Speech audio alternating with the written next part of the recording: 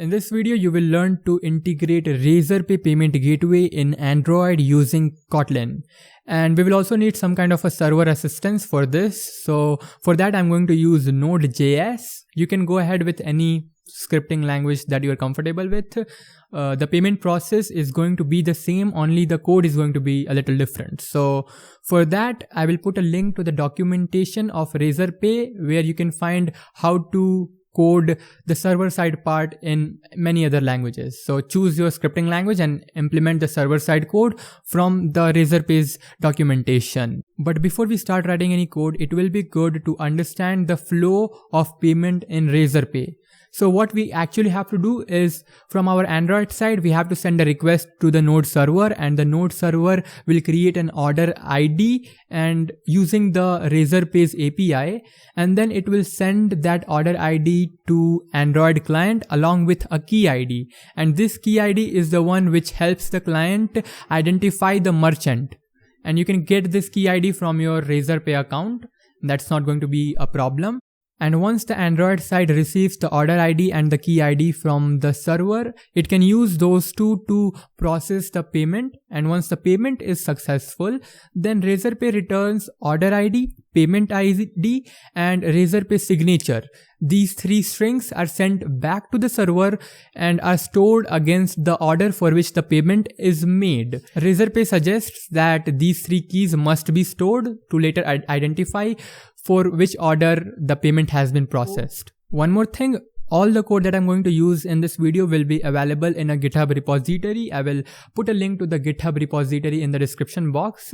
You can go ahead and check it out if you do not want to code while seeing the tutorial. Now let's write the actual code. The first thing that you will need here is a Razorpay account. So go to dashboard.razorpay.com and sign in or log into your Razorpay account. While signing in, you will be asked if you have a registered business, and if you do not, then just select you do not have a registered business at the moment, and then you can continue the sign up. Once you have signed up and logged into your dashboard.razorpay.com, you will be presented with this screen. And here just go to the settings. Razorpay gives you the ability to change the theme color of the checkout page. So here give this a color that will match your Android app's theme, just to make the checkout form look more native to your app.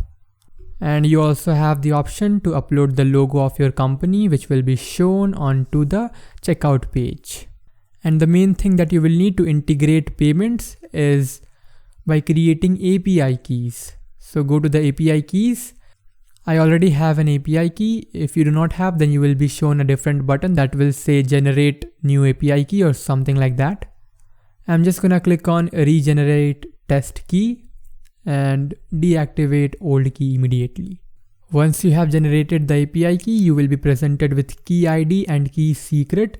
The key ID will be sent to the client side and they can send you payments through this key ID, and the key secret will only be stored on your own private servers. Once you click on OK, you will not be able to see your key secret. So I'm just gonna click on download key details and just OK.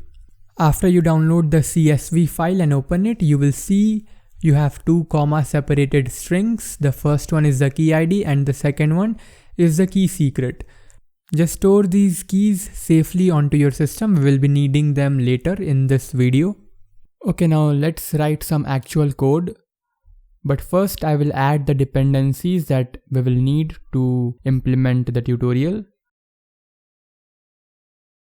I have pasted retrofit and Razorpay dependency. You can copy this from the description or just directly type that in. And we will also need to declare the internet permission. So go to the manifest file and add the permission internet. And under the application tag, we will have to set uses clear text traffic to true.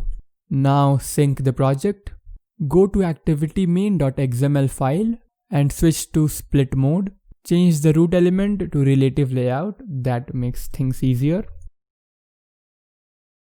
And just give this relative layout a padding of 32 dp.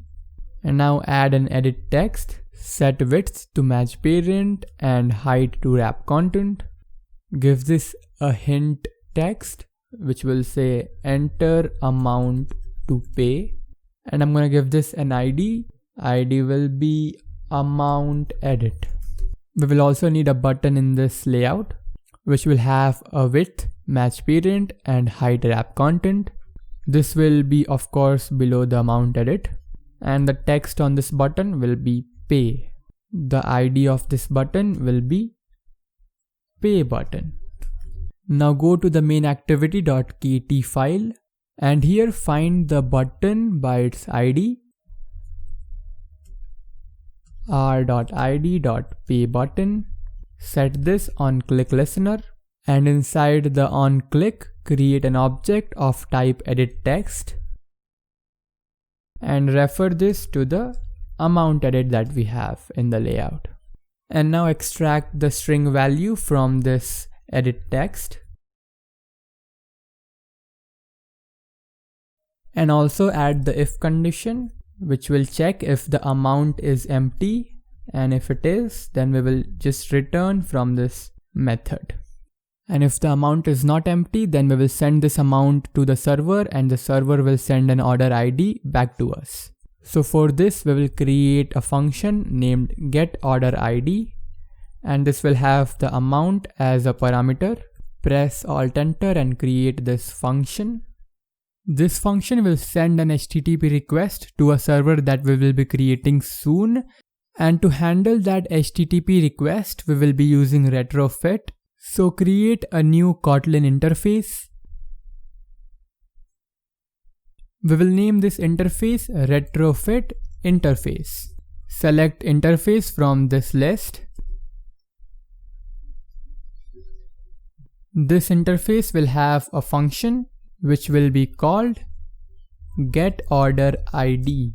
This function will have a body, and through the body we will send the amount onto the server, and the body will be of type hash map where key and value both will be string, and this function will return an object of retrofit call. The type of this call will be an order object that we will create now. Press Alt Enter and create this class. This order class will contain two properties. One will be the key ID. Initialize this value with empty string, and the other one will be the order ID.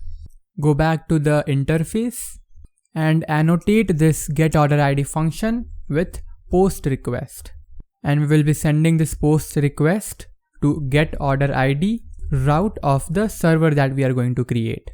Go back to main activity and create a late initialize variable named retrofit of type retrofit. We will also need a late initialized variable of type retrofit interface, which I'm gonna call retro interface. I'm not gonna create a singleton for the retrofit object since we are going to use this object only in the main activity, so a singleton would be pointless here. Now initialize the retrofit object, retrofit.builder.base URL. For now, let's just keep the base URL empty. I will tell you what to add here when we are done coding the server. Add a converter factory to this builder, JSON converter factory.create, and finally build this object. Now we can initialize our retrofit interface. Retrofit interface equals retrofit.create. We are creating a retrofit interface class Java. And now go to the getOrderID function and here create an object of hash map and add the amount to this map. And now we can send this amount to the server by calling retrointerface.getOrderID, pass the map object, and then enqueue this request object callback of type order. Press Alt Enter and implement the members. In the onResponse function, check for the condition if response body is not null. If it is not null, then we will initiate our payment, and this function will have two parameters. First is the amount and second is the response body. Press Alt Enter and create this function. By the way, in the onCreate, we also need to call checkout.preload. Checkout is a class in Razorpay which has the function preload, and give this function the application context. Calling this preload function much before initializing the payment is suggested to solve internet connectivity issues. So if a mobile phone has weak internet, then preloading the checkout form will make the payment process faster. Now go back to the initialize payment function and here create an object of checkout. And we also have an error here. Press Alt Enter and then select the fix. And now call checkout.setKeyID. Here we have to pass the key ID that the server will send us, and the key ID is stored in this order object. And also change the name of this order object from body to order. And inside the setKeyID function, call order dot. And we do not have any getters for the properties that we have in the order class. So just create two functions that will return the key ID and the order ID.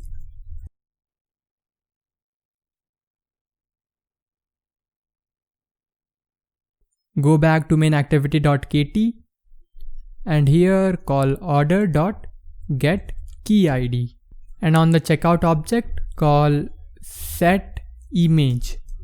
Here you will want to pass the logo of your company or your app, but I'm just gonna pass IC Launcher background. The checkout needs more options, so for that we will create a JSON object which will be called payment options. Inside the payment option, we will put the name of our organization. Here you will just pass the name of your business or your app, and this name will be shown on the checkout page. We will also pass the amount and then the order ID, which we will get from the order object. Next option is the currency and Indian rupees. And finally we can pass a description here, and this description will also be shown on the checkout page. My description will say something like reference number 1234. Usually if you're passing any reference number or any kind of a number here in the description, then you would want to store this number against the order onto the database of your server. And then we can show the checkout page by calling checkout.open, pass this, which is activity, and payment options for the checkout. And now we will implement a listener, which is payment result with data listener. Press Alt Enter and implement the functions of this method, which are on payment error and on payment success. And as the name suggests, on success will be called if the payment is successful, and error will be called if the payment is not successful. In the on payment error, we are not going to do much. We will just show a toast message that will say payment is unsuccessful. Toast.makeText, context this. Text will be, let's say, payment failed, and length will be long. And by the way, if you are calling this initiate function from a fragment and not an activity, then implementing this listener in the fragment class will not work. So if you are adding this listener in your fragment class, then these two functions will be not called, and I think you will be thrown an error. So make sure that if you are working with a fragment, then you add the payment listener into the activity class of your fragment. And inside the on payment success, we will get the order ID, payment ID, and Razorpay signature from the payment data object. And we will send those three things onto the server. And to send those things onto the server, we will need one more function in the retrofit interface. And we will send this to the route update transaction status.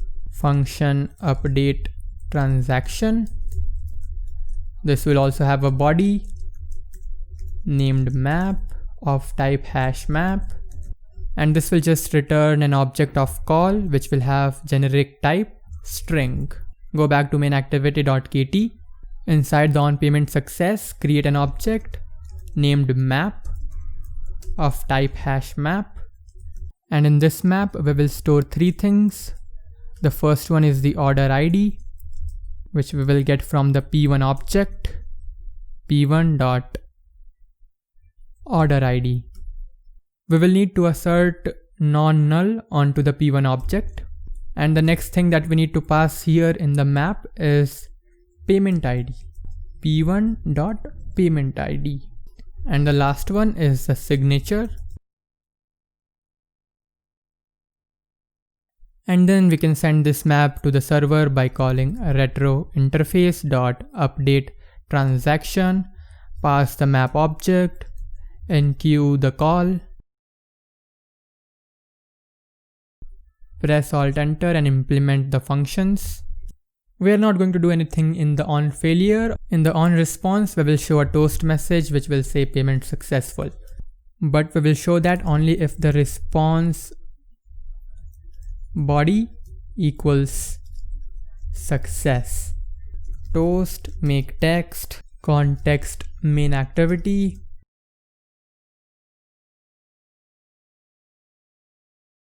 Our Android client is pretty much done. Now we can start coding the server side. Open any code editor. I will be using Visual Studio, and create a new file. Save this file with her name and JS extension. For this project, you will require Express and Razorpay module, and if you do not have that installed, then open up your command prompt or the terminal and first run the command npm install express. After express, run the command npm install Razorpay. Once you have added both of these dependencies, let's write the server code. Create a variable named express, which will require express library, and another variable named app. Include Razorpay,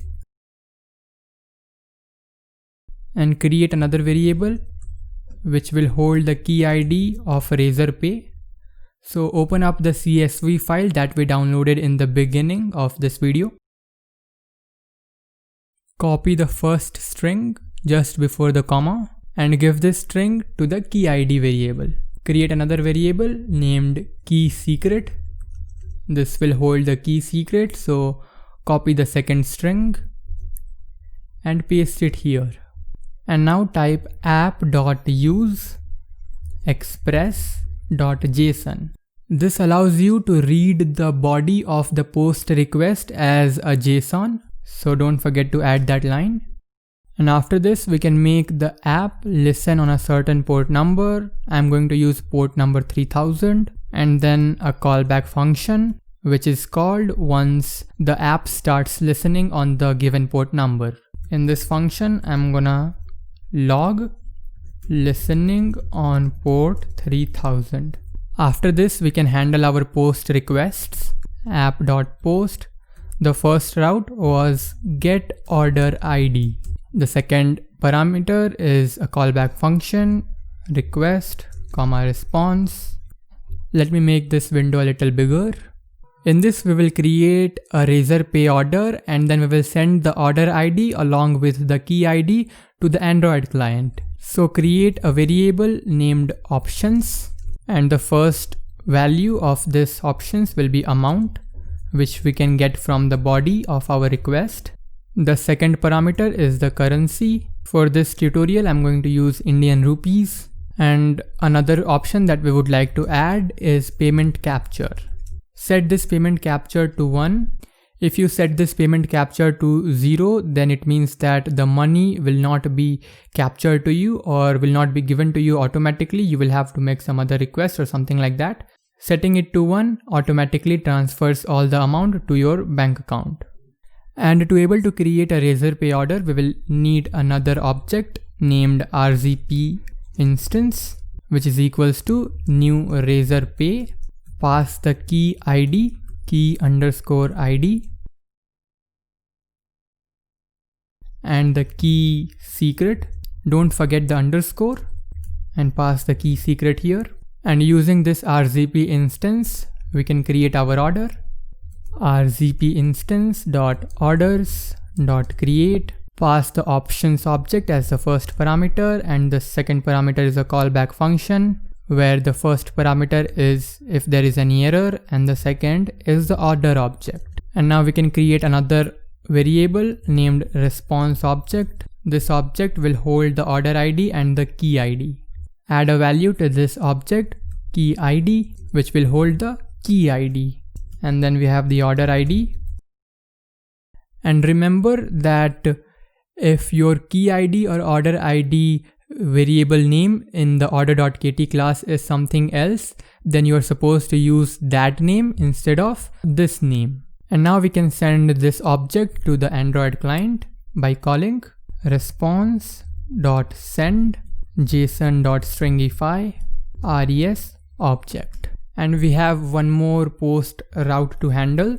So type app.post/update order status. In this function, we are not going to do much. We will just log out the body of the request. But in a real app, you would want to store the signature, the order ID, and the payment ID against the order that you are handling with the client. And then we will send the Android client success. We are almost done coding this. We just have 2 bugs to fix. Here we cannot just pass the direct string, the direct amount that the client is sending us. We also have to append 2 zeros to it. And why is that? Because Razorpay requires the amount to be in the most subunit available. So in India it's paise, but from the client we are only sending the rupees. So if the client side is sending us 50 rupees as the amount, then we will have to attach the paise to it. And for that we just have to add 2 zeros to this 50 rupees. We do not have to add any dot or anything like that. Just 2 zeros appended to the rupees specifying the paise. And one more error is this route. In the Android side, we do not have this named as update order status. We have there as update transaction status. And now we can run this application. So go to Android Studio, and here we will pass the URL of the server. If you are going to run this application on the emulator, then you can just use the link http:/10.0.2.2 and :3000. This 3000 is the port number on which your server is running. But if you're going to run this application on a real device, then make sure that your computer and the mobile device is connected on the same network, and then you can get the IP address of your computer and then replace the 10.0.2.2 with the IP address of your computer. Once you have given the URL, just run the application and test it. Open command prompt or terminal and go to the directory where your app.js file is located. Run the command node app.js. In the Android app, type an amount to pay and then click on pay. We have the checkout form. This will require a phone number and then email address. Click on proceed. And for test purposes, select card. Card number, just type 4 and then 15 once. This is a test card number, and the expiry date can be any future date. So let's say year 25, month 12. Holder name could be anything, and CVV any 3-digit number. And these credentials are only for test, they won't work in production. Now click on pay 5 rupees. In the test mode, you will have the option to make the payment success or failure on your own. So if I click on success, then my payment will be successful and the app crashes. Why does it crash? The app crashed because we have a to do here and this on failure function was called because something went wrong. So let's just show a toast message that will show the error, and I will rerun the application and remake the payment. By the way, you could see the pay ID, the signature and the order ID had been sent to the server. The error occurred after that. So let's see what the error is.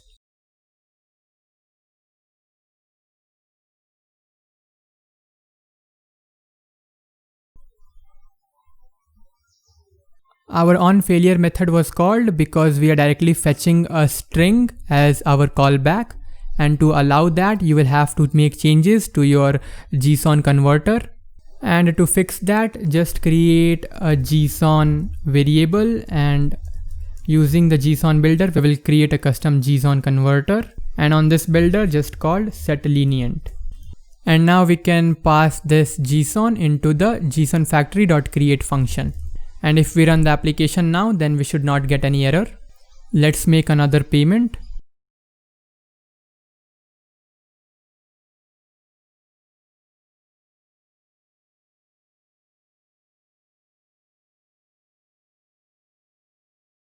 And we get the toast message, payment successful. If you open your Razorpay dashboard, then you will actually be able to see those payments. Go to the transactions section, and you can see all those payments that I made are registered here.